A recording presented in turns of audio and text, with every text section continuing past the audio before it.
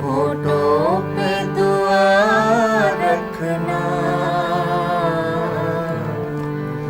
आ जाए कोई शायद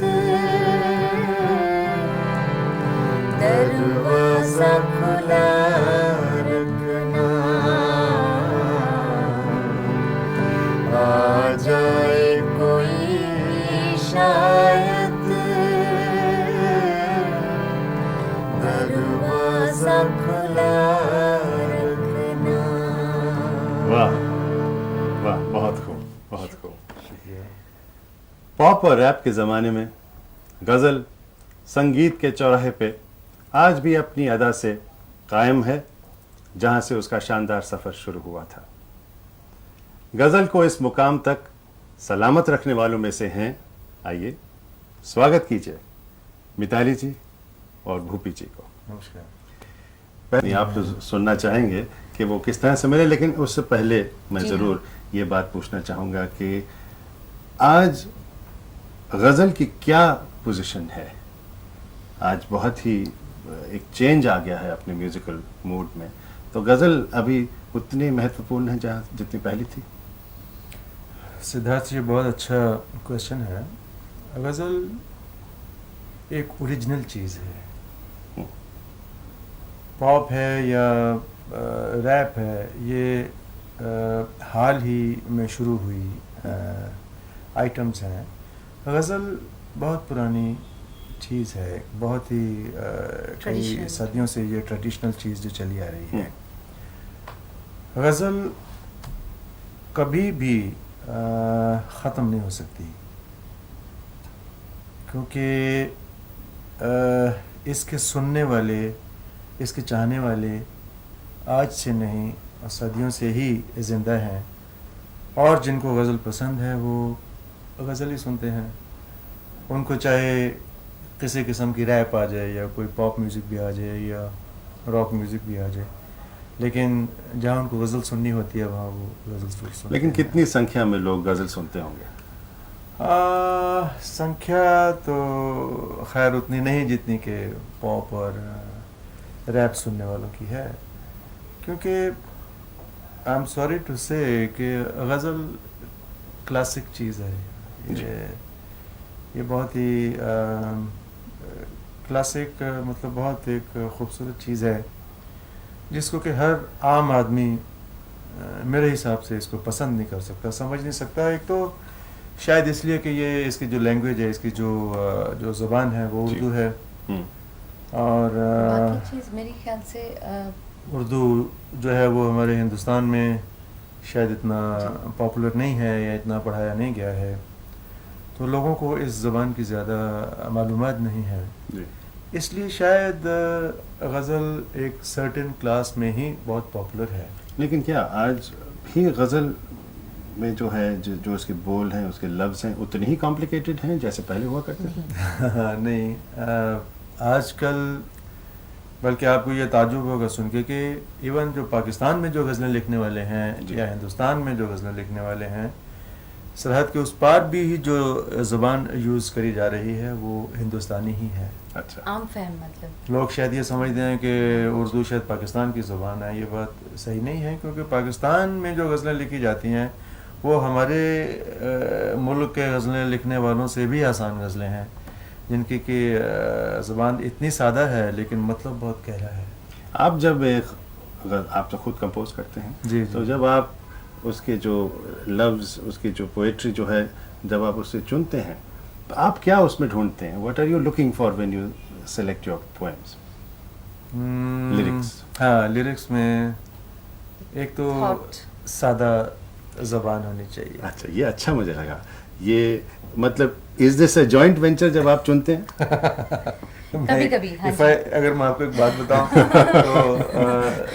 आपको ताजुब होगा कि ये गज़लें जो सिलेक्ट करने का जो काम है वो ज़्यादातर मिताली का ही होता है। नहीं, वो तो बहुत वैसे काफ़ी तो डर गए लगता है, जो पर ये कोई बात नहीं है। जो मुझे सिलेक्ट करके दे देती है मैं उसकी ट्यून बना देता हूँ।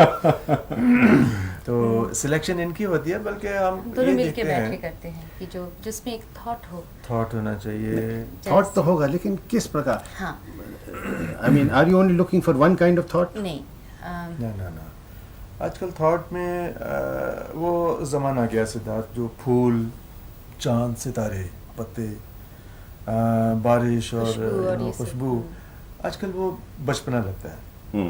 अच्छा, वो उस लफ्ज़ों को लेकर अगर वो गज़ल लिखे तो लगता है कि एक बड़ा बचपन है किसी शायर में, is a very novice sort of thing. आजकल लोगों को चाहिए कुछ आप अलग बीती, जो हो रहा है, आप बीती, ये जो बात हो सही रहा है, जो इस दुनिया में हो रहा है। आपको ताज्जुब होगा कि मोस्ट ऑफ द पोइट्स जो हैं वो फसादों पे गज़लें लिखते हैं, लेकिन उसका रुख जो है वो आशिक और माशूक की तरफ होता है। जी।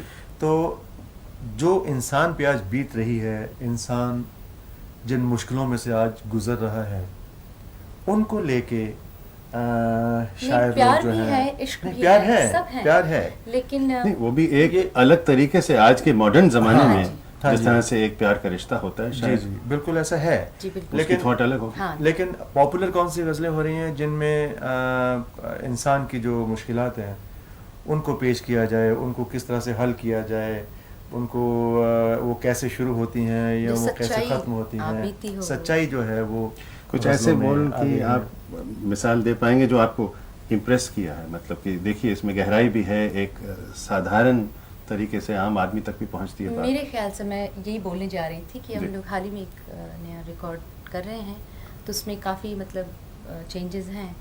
जैसे कि मुझे भूपेंद्र जी आपको वो आपने जो कहा है, अजीज होगा जो रिश्ता, अजीज होगा जो रिश्ता, वही क्या? तो टूटेगा। ये बड़ी खूबसूरत गज़ल हाँ, है। हाँ, हाँ। मिताली आपको अजीज सुनाइए। होगा जो जो रिश्ता रिश्ता, वही तो टूटेगा, हर एक मोड़ पे कोई हबीब रूठेगा। रूठेगा। अभी ये अलग है। आप सुनाएंगे इसको? आप फिर दोनों मिलकर सुनाते आप हैं। दोनों हाँ सुनाएं। जी। अजीज होगा जो रिश्ता वही तो टूटेगा।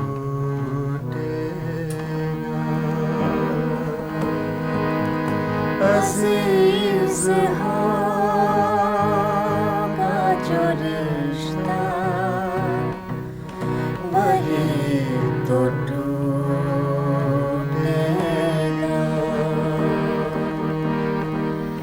हर एक मोड़ पे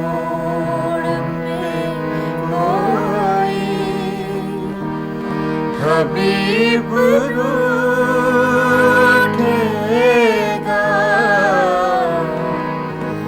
अजीज होगा जो रिश्ता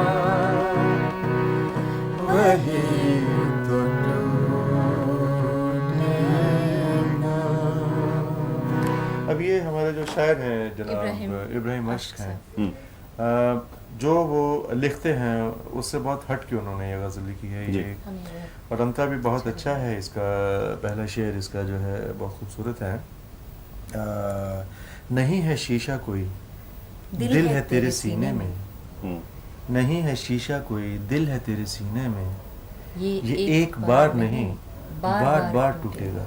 तो आज गज़ल में से वो जो खुशबू और ये सुरभि। सुर भी है तो आज हम यहाँ हैं। आपने तो शुक्रगुजार ये हैं। आजकल ये ज़्यादा थॉट जो है वो गज़ल के ज़्यादा। अच्छा भूपे जी, आप मुझे ये बताएं कि गज़ल गाने के लिए कोई ख़ास, अंदाज हाँ, what is the requirement for a good ghazal singer? कोई भी जवाब दे सकते। कोई भी आप बोलिए आप। गज़ल देखा जाए तो अपने आप में एक कंप्लीट कहानी है। जी। गज़ल जो लिखी जाती है, जो कागज़ पे जो गज़ल लिखी हुई है, वो एक कंप्लीट अपने आप में एक सब्जेक्ट कंप्लीट स्टोरी है, एक कहानी है। अभी उसको सिर्फ पेश करना जो है वो जो गज़ल गाने वाला है उसका काम है। गज़ल को ज़्यादा बनावट की ज़रूरत नहीं। जो एक लिखी हुई गज़ल है, गाने वाले को उसमें ज़्यादा बनावट करने की ज़रूरत नहीं होती। नहीं होनी चाहिए, उसमें ज़्यादा तैयारी नहीं होनी चाहिए, मेरा मतलब गायकी से है। बोलों को साफ बोलों को जो एक्सप्रेस करना है वो गाने वाले का काम है। अभी गाने वाले अगर सपोज हम यही बोलते हैं कि अजीज होगा जो रिश्ता वही तो टूटेगा, अगर इसमें मैं 4-5 ताने मार दूँ, सरगम इधर उधर थोड़ी बोल दूँ जी, तो काफी कुछ टूटेगा। तो अजीज होगा जो रिश्ता जी। तो टूटेगा, इसका मतलब तो निकल जाता है। जी। सो अभी गाने वाले का काम है कि इसको उसी मूड में गाए जो कि गज़ल का मतलब है। तो सही अंदाज उसका यही है कि उसको बोल को समझ के, बोल को अंडरस्टैंड करके उसके मुताबिक उसके हिसाब से गाने वाला उसको पेश करे, उसको अदा करे और उसकी गायकी उसी के हिसाब से होनी चाहिए। ये मैं सोचता हूँ। आप भी वही सोचते हैं? जी बिल्कुल नहीं, लेकिन डज इट मीन मैं एक ऐसे ही जी उसकी एक ये भी कोई कह सकेगा कि फिर गज़ल गाना बेहद सिंपल है। अगर आपको एक फिल्म का गाना गाना है तो फिर उसके कंप्लीट उसकी जो डिसिप्लिन है वो छोटे समय में उसको सारा कुछ पेश करना और फिर उसकी ऑर्केस्ट्रा ट्यूनिंग व्यूनिंग या जो इज इट मोर डिफिकल्ट और लेस डिफिकल्ट, मतलब ये भी एक बात उसमें जो बनती है। फील है, वो जो एक्सप्रेशन है वो बहुत ज़रूरी है मेरे ख्याल से, अदायगी भी। तो वो मतलब वो बोलों में साफ बोलने में है या कुछ दिल से बात निकलती दिल से है? बात दिल से निकलनी चाहिए ना। जो बोल कह रहा है अगर वो दिल से नहीं निकलेगा, अभी हम ये भी गा सकते हैं, अजीज होगा जो रिश्ता वही तो टूटेगा, अब ये भी हो सकता है। जी। लेकिन इसकी अदायगी में फर्क कहाँ पड़ता है? अजीज होगा जो रिश्ता वही तो मुझे तो कोई शक नहीं है। उस अदायगी में और इस अदायगी में बहुत फ़र्क है। तो मुश्किल दोनों ही काम है। फिल्मी गाना गाना बहुत ही मुश्किल है, गज़ल गाना भी बहुत ही मुश्किल है।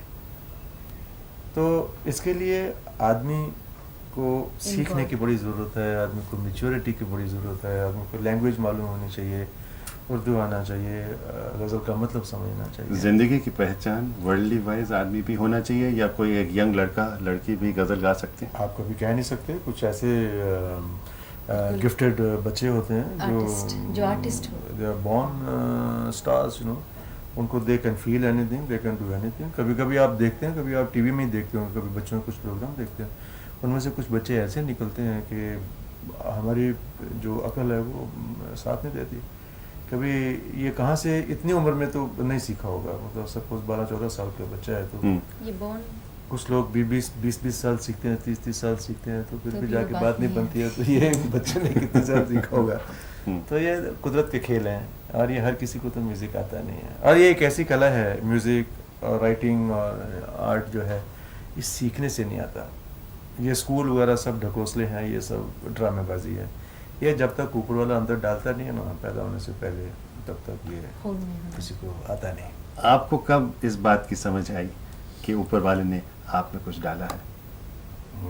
बचपन से ही। ये तो हमारे एक्चुअली छोटे होते ही हमें सबसे पहली जो ट्रेनिंग हम अपने वालिद प्रोफेसर नत्था सिंह जो म्यूज़िक के प्रोफेसर थे खालसा कॉलेज अमृतसर में, जी। तो बचपन से जब उनको गाते हुए देखते थे या उन्होंने जो विरसे में हमें दिया है, इसको विरसे में बोलते हैं, जो गायकी है या जो म्यूज़िक को समझना है, ये विरसे में मिला हुआ है। सेम मिताली का भी सेम केस है फैमिली में, मतलब तो ये हम सोचते हैं पहले हमें शुरू में हमें अपने खैर अभी भी नहीं है, हमें अपने गाने की वैल्यू नहीं है कुछ भी जी। हम सोचते हैं शायद हमें अभी भी आता नहीं है, और ये सही बात है कि हम अभी तक यही सोचते हैं। बहुत लेकिन जब लोग कम्प्लीमेंट देते हैं तो फिर ऊपर वाले का शुक्रिया अदा करते हैं, अपने सुनने वालों का शुक्रिया अदा करते हैं, बहुत मोहब्बत देते हैं, बहुत प्यार से सुनते हैं, और इसी वजह से हम जिंदा हैं। और ये कुदरत की देन है। ये कहते हैं ना कि फ़र्ज़ कीजिए जैसे कि पंजाब जैसे जगह हो या कोई भी कंजर्वेटिव सोसाइटी हो, क्यों पंजाब की ही बात कह रहे हैं, कि संगीत या गाना एक पेशा रखना उसको बहुत ऊंचा नहीं माना जाता है। तो आपकी ज़िंदगी में कुछ ऐसा आपको सामना करना पड़ा इस तरह के प्रेजुडिस का? मुझे तो नहीं करना पड़ा, मिताली को मुझे भी नहीं मालूम करना है। पड़ा। नहीं, जब मैं इसलिए मैं बहुत नहीं, आपकी फैमिली में शायद नहीं, नहीं, मतलब हमारे- आसपास में लोग। कहीं भी कोई हुआ करते थे काफ़ी पहले, जैसे कि मेरी माँ बहुत अच्छा गाती थी, लेकिन उन दिनों मतलब ये अच्छा नहीं समझा जाता था। लेकिन बाद में जब हमने कभी ये फेस नहीं किया, हालांकि हमारी फैमिली में मेरे सिस्टर्स ब्रदर्स सब कुछ ना कुछ मतलब गाते थे, डांस में थे, लेकिन हमने ये इन्वायरमेंट, ये मतलब इनकरेजमेंट ज़्यादा मिली हमें। ये नहीं पता चला कि नहीं आप नहीं गा सकते हो क्योंकि आप एक तो लड़की हो, बाहर नहीं गा सकते हो, ये ऐसा कभी नहीं, पाबंदी नहीं। हमारे भी वी हैव वी नेवर, हमारी फैमिली में कभी भी ऐसा, हमारी तो फैमिली म्यूजिकल फैमिली थी। नहीं, इवन मतलब आसपास जो हम्म, है वो नहीं, नहीं, सिद्धार्थ कोई जी कहीं का से बता भी रहे हैं। नहीं। हाँ जी। We never had any opposition. Well you are very fortunate, क्योंकि Yes. काफ़ी लोगों को इसका सामना करना पड़ा, खासतौर पे जहाँ उनकी म्यूज़िकल फैमिलीज नहीं Musical थी। families. शमशाद बेगम जी की मैं आपको एक मिसाल देता हूँ, जहाँ कहते हैं कि उनके जो फैमिली के मेंबर्स भी जो थे उनको थप्पड़ मिलते थे कि देखो ये लड़की को जुनून है, हाँ, वो मारते थे उनको। बिल्कुल है, और अभी भी है वो शायद। फिर वहाँ से कैसे उन्होंने शुरू किया। खैर वो एक बात, मैं मेरे ख्याल से रुकेंगे थोड़ी देर के लिए, थोड़ा एसी लगाएंगे और ब्रेक ही।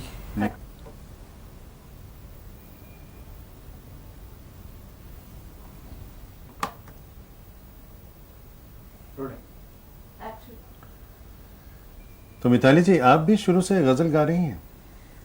शुरू से नहीं, मैं बांग्लादेश से हूँ जी। और पहले मैं नजरुल गीती, फिर पल्ली गीती और क्लासिकल में गाती थी वहाँ कैन पर। यू एक्सप्लेन कि ये नजरुल गीती नजरुल गीती है हमारे बांग्लादेश के बहुत बड़े राइटर थे जिनका नाम था नजरुल इस्लाम।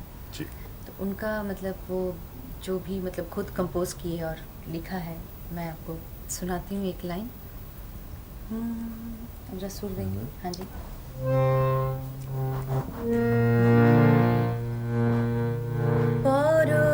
परदेशी যাও রে ফিরে বলিও আমার পরদেশী রে परदेशी। इसका मतलब? ये जो बादल है जी। उसको कह रहे हैं कि वो जाके मेरे साजन को ये कहना, ये संदेशा भेजना, ये मतलब है इसका।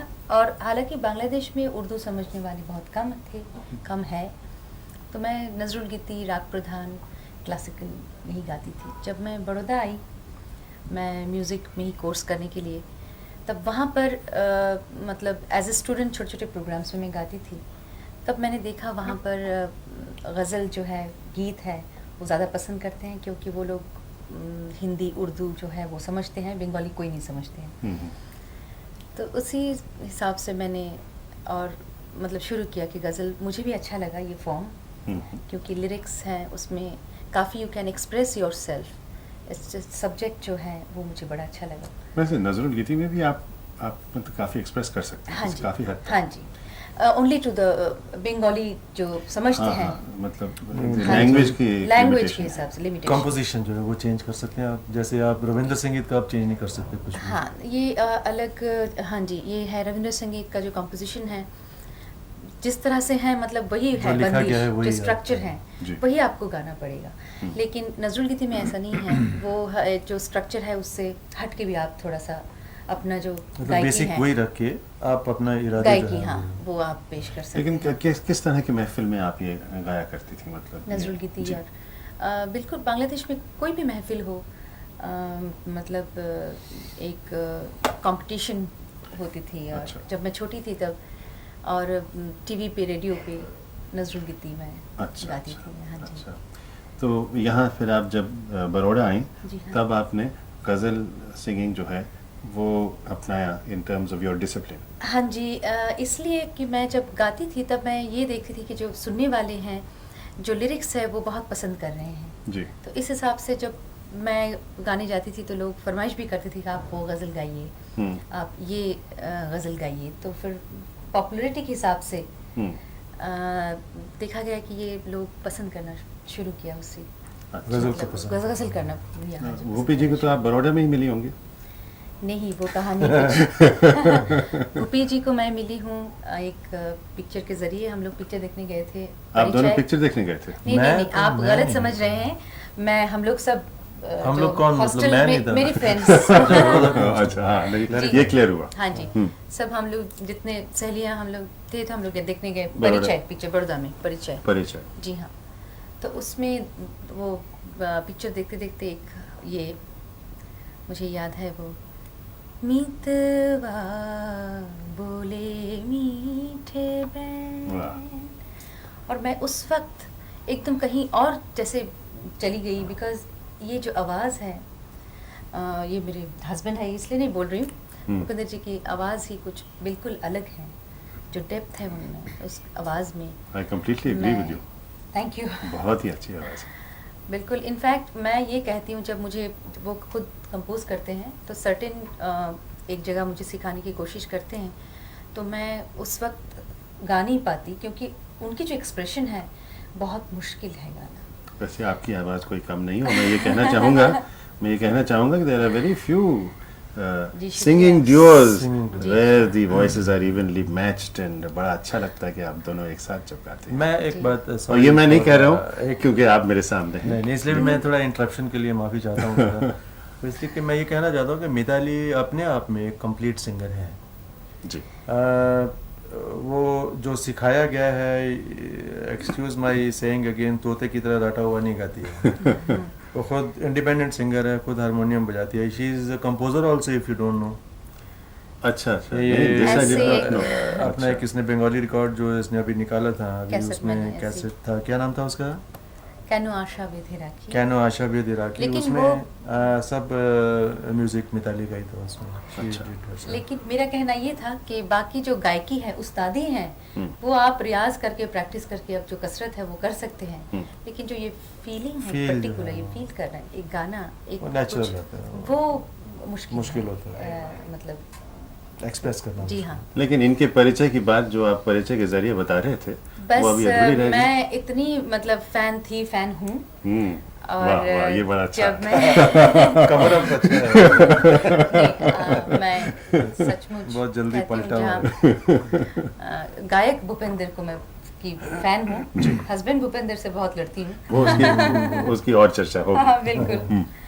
तो बाकी बाद में बॉम्बे में जब मैं आई 1978 में, तब मेरी यही ख्वाहिश थी कि मैं इनसे मिलूं, और एक स्टूडियो में मैं मिली इनसे। फिर धीरे धीरे पता चला कि मतलब मैं जिस तरह से गाती हूँ वो भी पसंद करते हैं, और आहिस्ता आगे बाद में वो कह रहे थे कि मेरे टेलीफोन बिल बहुत आ गए थे। आपको कुछ अंदाज़ा था कि जब आपने ये गाना गाया परिचय में कि ये आपके लाइफ में बहुत आपको इससे ज़बरदस्त असर होने वाला है? इतना धक्का लगेगा मैंने सोचा नहीं था। ये गाना मुझे इस दोराहे पे लाके खड़ा कर देगा, मैंने कभी सोचा नहीं था ये। तो फिर आप किस तरह से आपने ये पहला हाउ डिड यू, मैं ये इसलिए मैं पूछना इसलिए चाह रहा था क्योंकि एक आप तो एक very well suited singing duo हैं, और शायद ये एक आपके दिमाग में भी उस वक्त होगा कि एक दौर चल रहा था सिंगिंग ड्यूओस का। जी। तो this was a very fortunate thing that you found a life partner was also such we A entered at the good. same time. लेकिन ये है क्या, इसमें वजह क्या थी? व्हाट इज़ द रीज़न कि इन सिंगिंग ड्यूओस की पॉपुलैरिटी हमारे देश में रही है, और व्हाट इज़ द रीज़न कि ये इस तरह के सिंगिंग ड्यूओ सारे मैरिड ड्यूओस हैं? होते हैं, yes, yes. वो बड़ी सिंपल सी बात है कि देखिए जी कि हिंदुस्तान में हमारे मुल्क में एक नौजवान लड़का और एक नौजवान लड़की स्टेज पे अगर इकट्ठा गाते हैं जी। विदाउट नोइंग ईच अदर, तो आपको तो यहाँ का मालूम है कैसे चर्चे शुरू हो जाते हैं।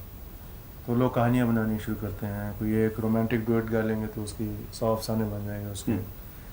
तो इसलिए मुझे यही लगता है कि शायद इसी वजह से काफ़ी लोग जो हैं वो इकट्ठे गाते नहीं। प्लस फिर क्या हो जाता है कि अगर दो सेपरेट सिंगर हैं तो ईगो का प्रॉब्लम बहुत बड़ा हो जाता है, क्योंकि यूनिटी तो नहीं है, क्योंकि दोनों सेपरेट हैं। तो लड़की सोचेगी कि मैं इससे अच्छा गाऊँ, लड़का सोचेगा मैं इससे अच्छा गाऊँ, तो वो जो हार्मनी है, वो जो एक सिमेट्रिकल जो एक लेवल आना चाहिए वो शायद नहीं आए। जो कि हस्बैंड वाइफ में जो एक डुओ है उसमें ज़्यादा सूटेबल रहती है। लेकिन माफ़ कीजिए, हारमोनी में भी एक सेक्रीफाइस होता है, किसी को सेक्रीफाइस करना पड़ता है, और इसमें मतलब वो तो आप इंडिविजुअल सिंगर्स दोनों हैं ही, बिल्कुल तो बिल्कुल। How does that work? नहीं, जैसे कि हमें भी, हम कुछ महफिल में जाते हैं तो मैं वहाँ देखती हूँ कुछ सुनने वाले सिर्फ भूपेंद्र जी के ही सुनने वाले हैं, वहाँ फिर मैं कहती हूँ आप ही गाइए, यहाँ पर आपके ज़्यादा सुनने वाले हैं। कहीं ऐसा होता है कि जो हाँ, मुझे सुनना इनके ज़्यादा चाहते हैं, फैन होते हैं तो ये अंडरस्टैंडिंग, बट हमारे होता बीच है। में ये कभी नहीं आए कि मुझे कोई सुन रहे हैं कोई सुन ज़्यादा, नहीं रहा या मुझे इनको- कोई नहीं कह रहा है, मिताली को कभी क्यों सुन रहे हैं, हम लोग ऐसा नहीं सोचते।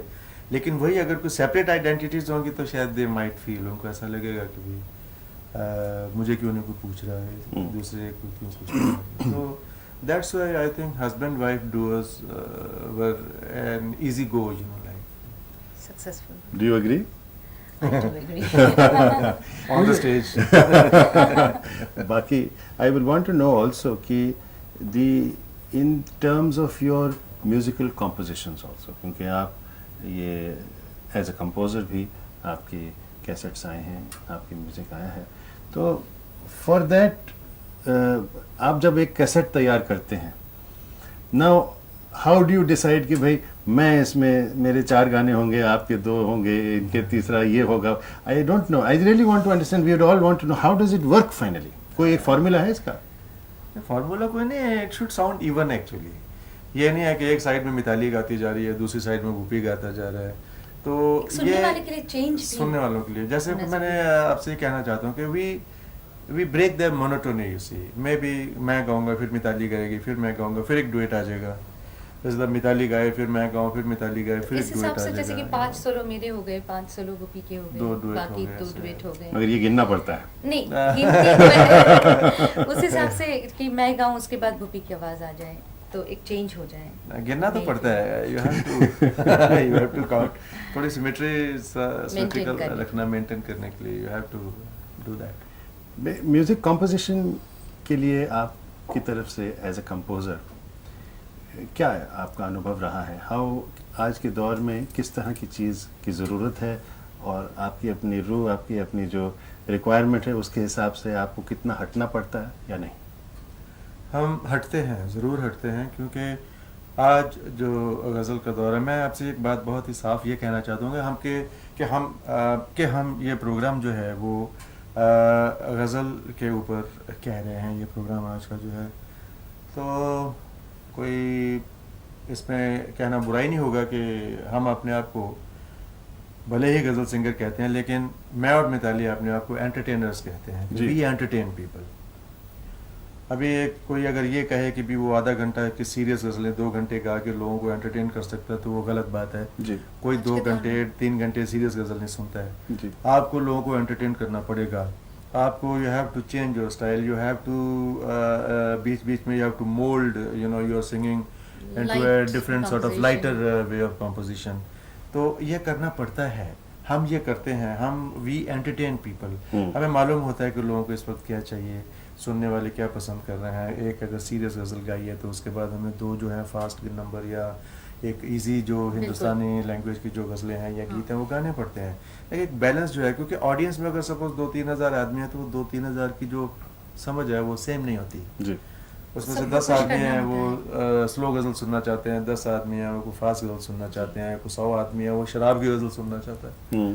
तो ये सब मिल मिला के हमें बैलेंस पूरा करना पड़ता है। So in other ways, you know, उस हिसाब से वी composition एंटरटेन भी, पीपल, हाँ। You see. So we compose according to Listeners. the combined taste of the audiences these days, you know. But when you compose and you present, and I think ये entertainment बहुत ज़रूरी है, हाँ जी। क्योंकि आज क्यों हमेशा इंसान रहा है and they have wanted entertainment, और अगर आप बेहद सीरियस प्रोग्राम पेश कर रहे हैं तो सिर्फ उन लोगों को आप पेश कर सकते हैं जो सब्जेक्ट में इंटरेस्टेड हैं, और Interested उसको नहीं हैं, पेश कर जी, सकते जी। हैं। बाकियों को लाने के लिए आई एम श्योर एंटरटेनमेंट की करना ज़रूरत पड़ता है, जी, है, yes, हमारे sir. प्रोग्राम में भी उसकी ज़रूरत है, नहीं तो कौन हमारा प्रोग्राम देखे। सही बात है। तो ये है कि जब आप क्या प्रेफर करते हैं, या कहें इसमें अंतर क्या है between a stage performance and A recorded performance? Recorded performance में हर म्यूजिक फिक्स होता है। हम गाते तो उसी फीलिंग से हैं जैसे हम स्टेज पे जिस गाते फीलिंग हैं। से गाते हैं। रिकॉर्ड में क्योंकि टाइम की लिमिटेशन होती है, सपोज हमें 6 मिनट 6.5 मिनट की गज़ल है तो उसको 6.5 मिनट में ही ख़त्म करना है, तो उसमें हमारी जो जो जो पहला शेर है, जो मतलब है, वो हमें उतना ही गाना पड़ता है जितना कि हमने फिक्स किया है। उसके बाद 16 बार या 22 बार या 24 बार का म्यूज़िक उतना ही आएगा जितना कि हमने फिक्स किया है। लेकिन स्टेज पे हमें आज़ादी होती है, हम वही जो 6-6.5 मिनट की गज़ल है उसको 10-12 मिनट तक गा सकते हैं। जैसे क्योंकि लोग हम- पसंद कर रहे हैं हाँ, एक गजल, एक शेर को पसंद करते हैं दो बार लोग, गा रहे हैं उसको कई बार दोबारा गाने के लिए कहते हैं। तो हम कभी उसको एक्सप्रेस ज़्यादा करना चाहते हैं तो हम एक शेर 2 बार डिफरेंट वेज में गा जाते हैं। गाते तो हैं। स्टेज की गायकी और रिकॉर्डिंग की जो गायकी है उसमें सिर्फ इतना ही फ़र्क होता है। मगर आप क्या पसंद करते हैं, स्टेज पे या रिकॉर्डिंग? हमें तो दोनों ही अच्छे लगते हैं। रिकॉर्ड भी बेचना होता है ना, तो we have to do all that। क्योंकि स्टेज पे जाने में एक तरह का एक रिस्क है, क्योंकि आप वो ऑडियंस को जानते नहीं हैं, जी, और क्योंकि आप you are a prisoner of the circumstances, right, तो बात सही है। और एग्जर्शन भी बहुत है उसमें। हाँ, स्टेज इज लेकिन टायरिंग। ना, बट पॉजिटिव पॉइंट्स ये हैं कि जो इंस्टेंट लाइकिंग है, हाँ। लोग आके आपको कहते हैं कि इस तरह से दुआएं देते हैं कि बस ये गज़ल बहुत खूब है, और ये तो आपको पता चल जाता है कि ये गज़ल सचमुच ही बहुत ही अच्छा है। और रिस्क नहीं होता है इसमें, actually people they love you, लोग बहुत प्यार देते हैं, लोग इतना प्यार In देते fact- हैं, इतने रिस्पेक्ट करते हैं।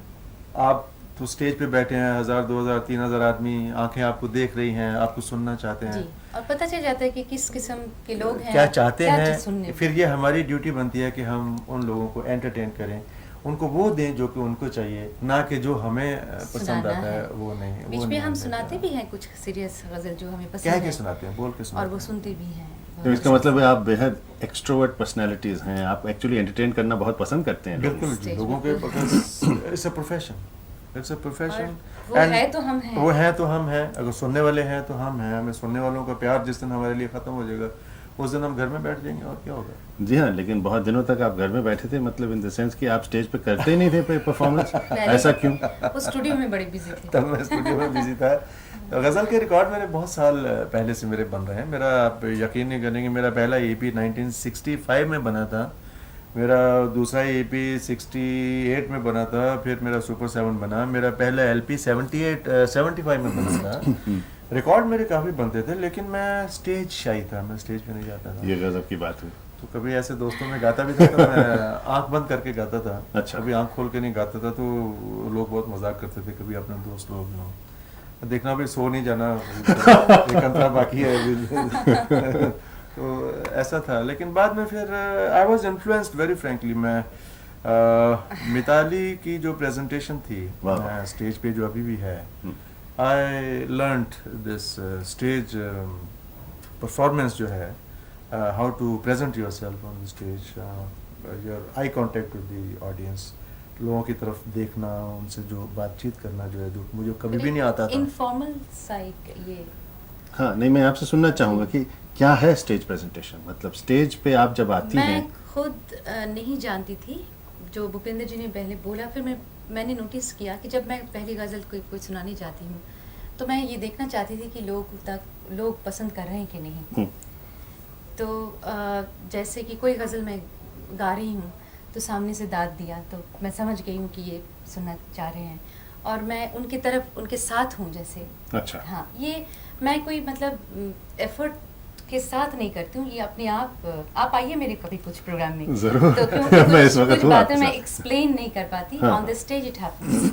It happens, तो actually, जब मैं गाती हूँ तो कुछ जो मतलब है मैं समझाने की कोशिश करती हूँ, सामने वाले भी मतलब दाद देते हैं, तब मैं ऐसा लगता है कि मैं इन्हीं के साथ हूँ बिल्कुल। yes. Then you तो- you know it becomes A part and family. parcel, audience बिल्कुल। and the artist, and then you enjoy singing. Hmm. Unless we enjoy singing, we can't sing. Quite right. This is very important. So what I also want to ask you here in this connection then is, pardon me, we'll just take a little break on this. कि आप जब ये आपके जितने भी आपने गज़ल तैयार किए हैं, आप साथ गाते हैं, कोई आपका फेवरेट गज़ल?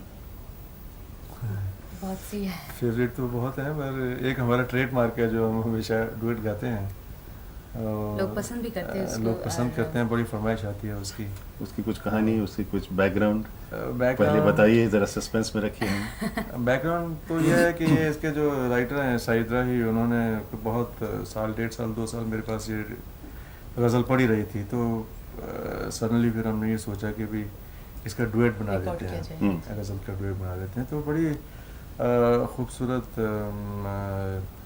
लिखी हुई गज़ल थी, आसान उर्दू था जी। और महफिल में बहुत जमती है, जी। क्योंकि इसमें हम तकरीबन हम लोग इसको आखिरी डुएट ही रखते हैं, क्योंकि उसके बाद फिर हम गाते वो नहीं आप हैं। 2 शेर आप सुना उसके दीजिए तो उसके बोल ही ऐसे हाँ जी। हैं क्षमा कि जलाए क्षमा जलाए रखना जब तक कि मैं ना आऊँ, hmm. That means we are going. अच्छा। सो इन अदर वर्ड्स ये हमारा साइन भी होता है कि भी ये लास्ट गाना है प्रोग्राम का। अच्छा, तो पता नहीं मैं आपसे कहूँ कि गाओ कि नहीं, गाइए कि मत। क्योंकि महफिल का भी आखिरी ना। नहीं, मगर क्षमा जलाए रखेंगे। तो म्यूज़िक कंपोज करते हुए आपके लिए मतलब आपको कोई अलग से आपको अपने आप को बंद करना पड़ता है, या कुछ एक समय है जब आप कंपोज करते हैं, कोई नहीं। तरीका है? कंपोज करने का कोई वक्त तो नहीं होता है, बाकी ये है कि कंपोज करते वक्त थोड़ा सा आदमी बेवकूफ़ लगता हूँ मैं तो, खास करके इसलिए कि कंपोज मैं जब करता हूँ तो खुली हुई आंखों से सपने देखता हूँ। खुली हुई आंखों से सपने देखते हैं। सपने देखता हूँ, मालूम पड़ा हाथ में बाजा है या हॉल में बैठा हुआ आदमी ऐसे, तो पता ही नहीं कहाँ देख रहा है ये तो ये फिर घर वाले भी कभी परेशान हो जाते हैं कि ये इसको क्या हो गया। लेकिन एक गज़ल सामने जो पड़ी है, जो उसकी एक कहानी है, जो उसके जो शेर हैं, उसके हिसाब से कहानी जो है वो दिमाग में सोच के आई ड्रीम अबाउट इट। हाँ। तो वो जागते हुए जो सपना देखना है, वो सपना देख के मैं उसको कंपोज करता हूँ, तभी जाके थोड़ी बात बनती है सिद्धार्थ। अदरवाइज क्या है कि गाना कोई भी लेके, म्यूज़िक किसी भी प्रकार का बना के, कोई भी सुर उसमें लगा के तो कोई भी कर सकता है, लेकिन उसमें फिर रस नहीं है, मज़ा नहीं है, उसमें जो फील है वो नहीं आता। You have to feel it, you have to. कभी-कभी मैंने देखा कि कुछ जैसे कुछ लिरिक्स ऐसे हैं कि उसी वक्त बंदे ने बना दिए, कभी वो 5 इंस्पायर मिनट, किया। जस्ट 5 मिनट्स से इंस्पायर्स यू नो। तो इंस्पिरेशन तो मुझे बहुत हैं आपके। बहुत, मतलब बोल ही दीजिए आप भी, झूठी सही। पुराने ख्यालात, नहीं। पुराने कुछ ऐसे मकाम हैं, पुराने कुछ दोस्त हैं, ऑफ कोर्स। कोई बात नहीं, आप बोलिए। अब आप भी बिल्कुल। पुराने हैं ना, तो नहीं, मैंने तो देखा है कि गाड़ी में हम जा रहे हैं तो कुछ बोल याद आ रहे हैं, उसी वक्त कंपोज कर दिया और बोला कि देखो ये कैसा लग रहा है, ये बन भी- जाता है, ऐसे हो जाता है। कुछ आपको याद है जो ऐसा हुआ? हाँ जी। मिताली के घर हमने उस दिन पाली हिल से जाते जाते रास्ते में कंपोज करके स्टूडियो में जाके रिकॉर्ड की थी। आपको याद है वो गज़ल? गुलाब याद। हूँ मैं, हाँ जी, स्टूडियो में। कौन सी थी? किरण किरण बाबा। किरण पार घटा, चांदनी गुलाब हूँ मैं। किरण पार घटा, चांदनी गुलाब हूँ मैं।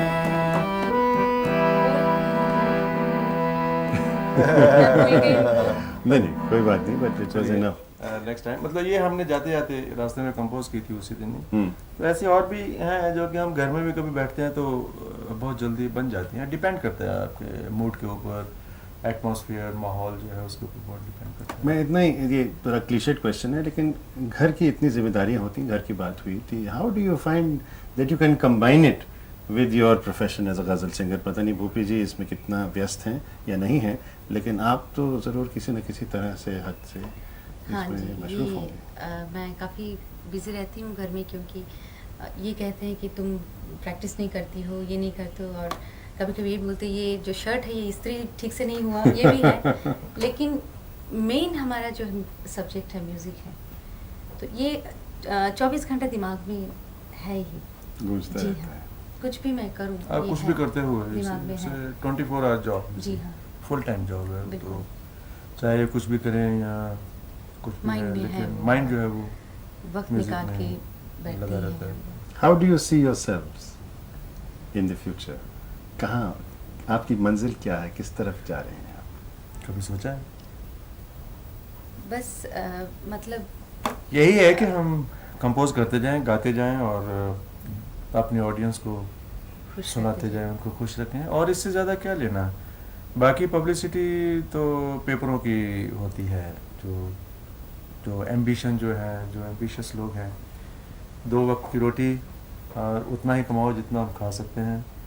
तो गोल एज सच हमारा यही है कि हम वी शुड हैव खुश रहे, we बहुत should have a सारे longer music- life in career, you see, longer life as singers, as entertainers, and हमारा जो contact है, जो हमारी audience है, वो मरते दम तक बना रहे हैं। उसके लिए आपको अपनी आवाज़ के लिए हाँ। उसकी कुछ खास डिसिप्लिन आप जी रखते हैं? Is there a certain routine जो आप फॉलो करते हैं? रियाज प्रैक्टिस तो करना पड़ता है Practice. रोज।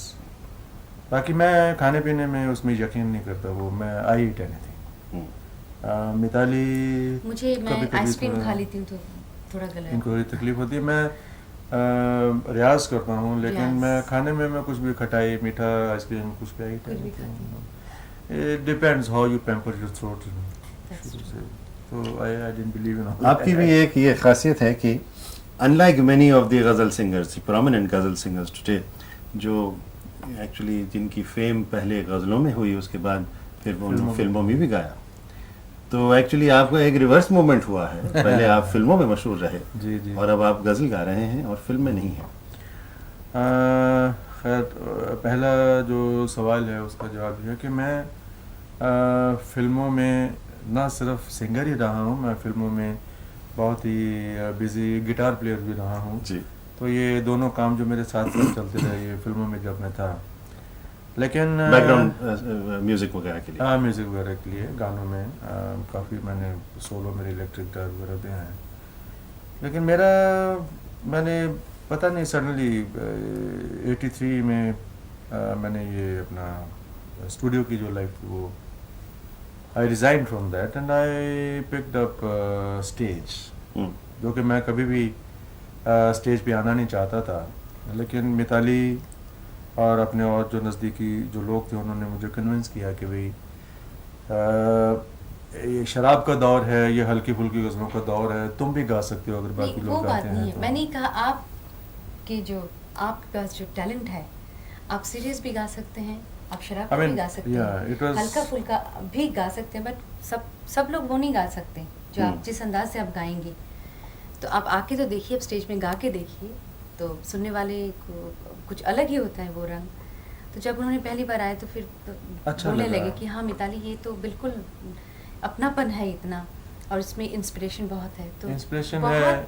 कंपोजिशन इतने लगातार वो करते गए, हम लोग रिकॉर्ड भी निकालते गए काफ़ी, और भगवान की और इसका इंस्टेंट इससे- रिएक्शन होता है एक स्टेज पे, जो कि मुझे कामयाब बहुत अच्छा रहे। लगा कि आपने अभी गाया, आपके सामने ऑडियंस ने उसी वक्त उसको पास कर दिया, नहीं तो फेल कर दिया, तो आपको ये मालूम पड़ गया कि भाई ये जो इंस्टेंट जो एक आपको जो रिस्पांस है वो उसका मुझे बहुत अच्छा लगा, वो उसका जो दैट तरीका इंस्पायर्ड था। Him also. तो फिल्मों में स्लोली आहिस्ता आहिस्ता देखा तो फिल्मों का रंग भी बदलना शुरू हो गया, फिल्मी म्यूज़िक का रंग भी बदलना शुरू हो गया। अभी फिल्मों में वो म्यूज़िक डायरेक्टर तो है नहीं जो कि उस किस्म का म्यूज़िक कंपोज कर सके। I am not against anybody, but लेकिन ऐसा है, आज का म्यूज़िक अगर आप सुनते हो तो शायद लोगों को यही पसंद है, इसलिए म्यूज़िक डायरेक्टर जो है वो यही म्यूज़िक दे रहा है। तो शायद इस म्यूज़िक में मैं फिट नहीं हो रहा हूँ, लेकिन बाई चांस अगर कभी वक्त चेंज हुआ, कुछ सही किस्म के म्यूज़िक डायरेक्टर सही किस्म का म्यूज़िक देने लगे और कुछ मैच्योर्ड वॉइसेस की ज़रूरत हो, शायद मैं वापस फिल्मों में गाना शुरू करूँ फिर से। चलिए इंशाल्लाह। मैं एक और आखिरी 1-2 प्रश्न आपके लिए, जी। वो है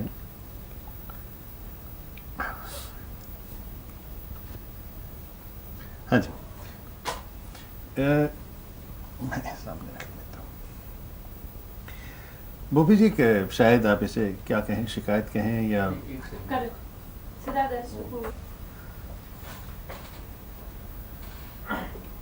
अभी क्वेश्चन आया हुआ है ना दिमाग में, तो उसको क्या कीजिए? हाँ, एक ऐसी शिकायत भी है कि गज़लों में और खैर हो नहीं रिपीट दैट, एक शिकायत ये भी है कि गज़लों में और कुछ आपकी गज़लों में भी वेस्टर्न म्यूज़िक का इनका इन्फ्लुएंस है, वेस्टर्न इंस्ट्रूमेंट्स आए हैं और कुछ कुछ म्यूज़िक जो है वेस्टर्न सॉन्ग्स का उसमें है। तो आपको वो जो आपने टोटली ट्रांसफ़र किया है इनटू द गज़ल, तो वो किस वजह से है? मेरे किसी रिकॉर्ड में किसी इंग्लिश पॉपुलर गाने का म्यूजिक नहीं है, लेकिन एक रिकॉर्ड जो हमने किया था यादें उसका वो नाम है उस versions रिकॉर्ड का, वो थे। That is called versions. अच्छा। उसमें वो यादें का जो रिकॉर्ड है वो पूरा वो लंदन में रिकॉर्डिंग किया था, वहीं पे ट्रैक्स किए थे। तो पॉपुलर ट्यूनें हैं जैसे बीटल्स की हैं, यस्टरडे, स्कार्बरो फेयर, इस टाइप के जो जितने पॉपुलर इंग्लिश गाने थे उनके ऊपर हिंदी गाने हमने करके लंदन में उनका डबिंग किया था। लेकिन आपने सही कहा है कि मैंने इंस्ट्रूमेंटेशन में सबसे पहले मैंने मॉडर्न इंस्ट्रूमेंटेशन मैंने शुरू की सबसे पहले जी। क्योंकि आप मेरे पहले एलपी में अगर आप सुनेंगे तो वहाँ उसमें गज़ल है, शौक़ से आया गम ज़माने के, दर खुले हैं गरीब खाने के। उसमें मैंने फर्स्ट टाइम स्पेनिश गिटार के ऊपर फ्लेमेंको म्यूज़िक, स्पेनिश म्यूज़िक के टाइप का मैंने सोलो बजवाया था उसमें। लेकिन ये सब करने के बाद मेरी जो मेलोडी है वो इंडियन है, जो मेरा कंपोजिशन है, म्यूज़िक कंपोजिशन है वो इंडियन है। म्यूज़िक भले मैं उसके ऊपर कुछ भी कर दूँ। उसके बाद मैंने 1980 में मैंने एक रिकॉर्ड बनाया था, गुलजार साहब की शायरी थी, वो जो शायर था। एंड आप देखने को जाइए तो ये हिंदुस्तान में सबसे पहले ब्लैंक वर्स, खुला छंद जिसको बोलते हैं, टेम्पो में रिकॉर्ड की गई थी, यू नो, विद रिदम। और ये कहानी थी एक शायर की, वो जो शायर था, शायर के बचपन से शुरू किया, उसकी जवानी से शुरू किया है, उसकी मोहब्बत बताई है, फिर मैच्योरिटी है, फिर उसको मिलाप है उसका, फिर बिछोड़ा है, फिर लास्ट में शायर की मौत है जी। अच्छा, उसमें रिकॉर्ड में मैंने तबला बहुत ही कम रखा था, उसमें मैंने ड्रम सेट रखा था, 3 उसमें 2 मूक थे, एक सिंथेसाइज़र था उसमें 2 इलेक्ट्रिक गिटार थे, एक स्पेनिश गिटार था और कीबोर्ड्स थे अंदर। तो ये मैंने 1980 में ये सबसे पहले मैंने ये इंस्ट्रूमेंटेशन जो है उस रिकॉर्ड में की थी। और तब मुझे जो मेरे दोस्तों ने जब रिकॉर्ड सुना तो बोले कि you have jumped 30 years ahead। 1980 में उन्होंने ये बोला, और नेचुरली ही वाज राइट कि ये उस टाइम पे पॉपुलर नहीं हुआ। तो कुछ दोस्तों ने अभी रिकॉर्ड किया है मॉडर्न इंस्ट्रूमेंटेशन के साथ, तो दे क्लेम कि भी उन्होंने पहले किया है। तो मैं बोलता हूँ भी खुश होने दो, उनकी खुशियाँ कम न कर। नहीं, मतलब ये है कि इंस्ट्रूमेंटेशन जो वेस्टर्न किया है, लेकिन जो मेलोडी है, मेलोडी इंडियन, वो कायम रहा है, मतलब वो बरकरार। इसको एक तरह के फ्यूजन आप कहेंगे? हाँ जी, फ्यूजन मतलब यस, अपना जो हिंदुस्तानीपन है वो उसमें है, जो गाना है, जो ट्यून है, वो मैंने इंग्लिश नहीं, वो नहीं, मैंने मॉडर्नाइज नहीं किया उसको, लेकिन उसका जो म्यूजिक है, जो इंस्ट्रूमेंटेशन है, वो मैंने मॉडर्न इंस्ट्रूमेंट्स में लेके उसको आई हैव मॉडर्नाइज्ड। एक ऐसा कोई आपका फेवरेट गाना जो आप हम सब दर्शकों को सुनाएं? पूरा याद नहीं होगा शायद ये। कंपोजिशन है जी। चलो आज हम वाह, रूठ जाते हैं, चलो आज हम रूठ जाते हैं, चलो हम तुम्हें फिर मनाते हैं, चलो आज हम रूठ जाते हैं। ये इस वन ऑफ द हमारी जो मॉडर्न कंपोजिशन है, ये उनके हिसाब से है ये। और कुछ आपको याद है? वो बाहों में लेकर ये है वो। एक हमने किया था जी हाँ। उसकी हार्मनी पार्ट उसका बड़ा मुश्किल है, वो बहुत कम लोगों की समझ में आता है वो। क्या खासियत है उसमें? उसमें जो कॉर्ड्स है ना, वो तकरीबन क्या होता है कि हम जब हिंदुस्तानी गाना हम गाते हैं या कोई भी गाते हैं तो हर म्यूजिशियन को उसके नेक्स्ट कॉर्ड ऑटोमेटिकली मालूम पड़ जाता है, उसको रिलेटिव कॉर्ड बोलते हैं टेक्निकली। लेकिन इसमें वो थ्योरी इस्तेमाल होती नहीं है, इसमें कोई नया बजाने वाला होगा तो कॉर्ड्स ढूंढता रहता है, उसको मालूम नहीं पड़ता है इसमें। लेकिन और लेकिन क्या आम बोलना? सुनने वाले को ये पता नहीं, हम्म, तो बोलों के हिसाब से जाएंगे, बहुत रोमांटिक है। तो इसलिए आपको पसंद भी है। बाहों में लेकर जी भर के देखो, जी भर के चाहो कि फिर हम कहाँ। वाह वाह। बाहों में लेकर जी भर के देखो, जी भर के चाहो कि फिर हम कहाँ। वाह वाह। मगर यकीन कीजिए कि शम्मा जो है जलाई रखेगी आपके लिए, क्योंकि ये तो इतने खूबसूरत आपके ये इसमें ये ट्यून्स हैं, तो एक दफ़ा कान में पड़े तो लोग उसको गूंजते रहे। बहुत बहुत शुक्रिया, बहुत बहुत बहुत शुक्रिया सिद्धार्थ जी। मिताली जी, और भूपी जी। बहुत Subscribe now and press the bell icon. Never miss an update.